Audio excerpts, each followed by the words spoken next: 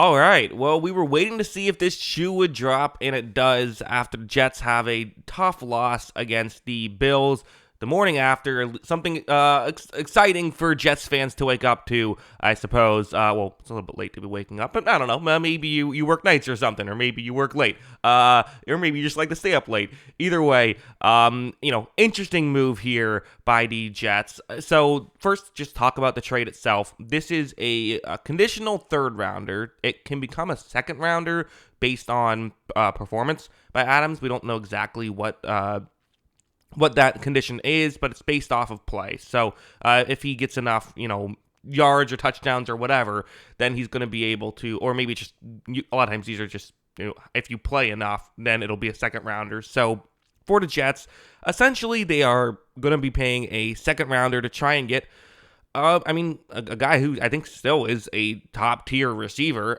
Maybe he's not the number one receiver in football like he was at one point, but he's still probably like a top 10 receiver in football. So for a second round pick, certainly that part of it is very good. Now, I think a lot of people are going to be wondering, well, why is this happening? Why is Davante Adams only going for a second round pick?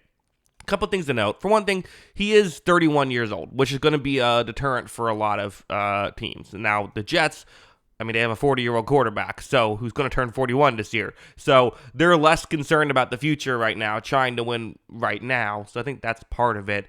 The other thing is the Raiders reportedly had said that they weren't going to do anything like this if they had to pay Adams' salary. The way these contracts sometimes work is that sometimes you make the trade and you pay part of the salary after making the trade, usually to try and get more draft capital. The Raiders weren't willing to do that, which when you factor in this contract for Adams, this is not a little bit of money that the Jets have to take on right here. In fact, he's still, owed, his cap number in the next 3 years is $23 million, $44 million, and $45 million in these next 3 seasons. So he's an elite level player. That's some pretty massive cap hits. Now, a good chunk of that you can get out of. If you decide to cut him after this year, you're only looking at $15 million in dead cap, and if you decide to cut him the following year, you're only looking in about $8 million in dead cap. But because of those numbers, you have to assume that for Adams, he's going to after this year have a restructure or be a free agent. That's kind of how it's going to just have to work. So, again, I think for this season, I'm not mad at this move at all by the Jets. I think it makes a lot of sense.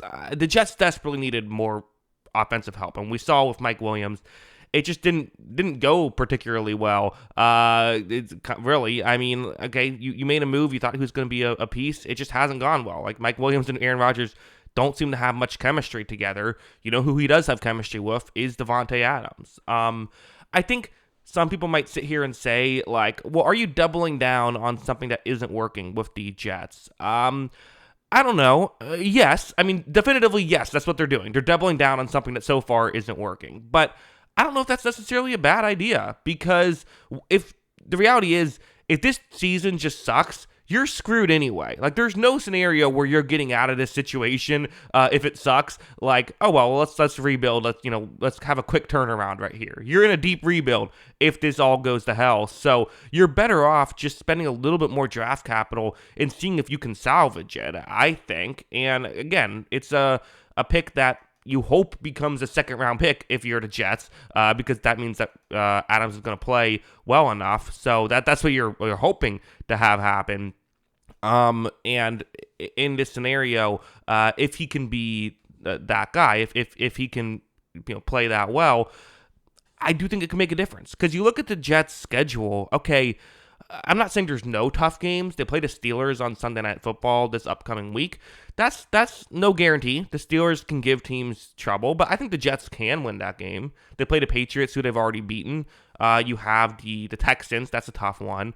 But then you play the Cardinals. Okay, that's a winnable game. Cardinals have shown it life this season, but that's a winnable game. They play the Colts. That's a winnable game. The Seahawks. That's a winnable game.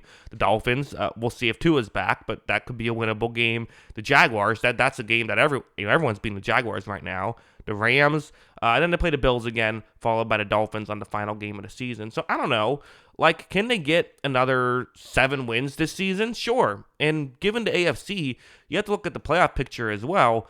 Okay, I think the 4 teams leading the division right now, the Bills, Chiefs, Ravens, and Texans, all probably will end up winning the division. It's possible something changes, but you look at that seems likely. You have the Steelers, who are in playoff contention. You have the Chargers, who are in playoff contention, but like, other than that, there's, maybe the Bengals can go on a run after starting 2-4. Denver's 3-3. Maybe they can do something. But like, the Jets are in it, and if they can beat the Steelers next week, they're very much in it. I should also shout out the Colts, who are 3-3. Maybe they have a chance as well.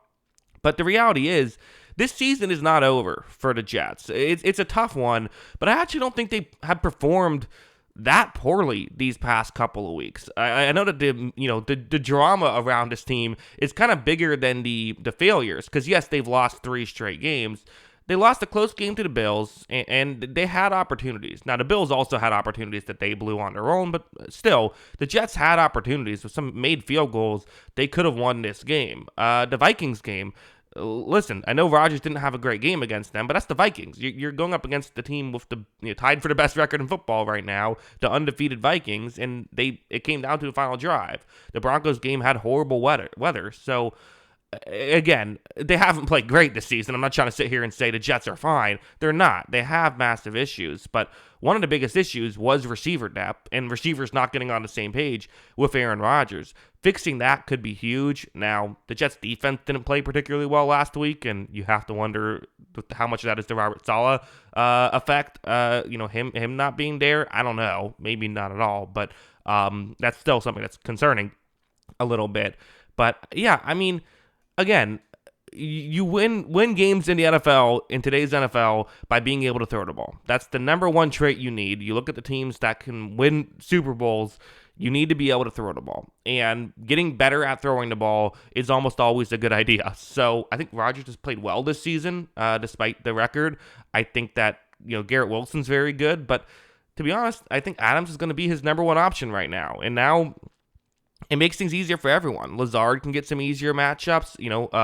You have Lazard can get some easier matchups. I meant to say Garrett Wilson can get some easier matchups, but they both can, right? This can just make the whole receiving core be a little bit better here. So yeah, I mean, I think it's a smart move by the Jets. I have no issues with them making a move to try and get a player who, I think could help them. So yes, this does mean that if things could go haywire, you are now adding another player with a big cap hit that you're going to have to, pay some money to down the road. Like, that is part of the effect. That's part of the contract, part of the trade here. But I still think it's a good move. It's worth the risk, in my opinion. But yeah, that's what I think. What do you think? Let me know in the comments below. Always love hearing from you. And of course, as always, thanks for watching.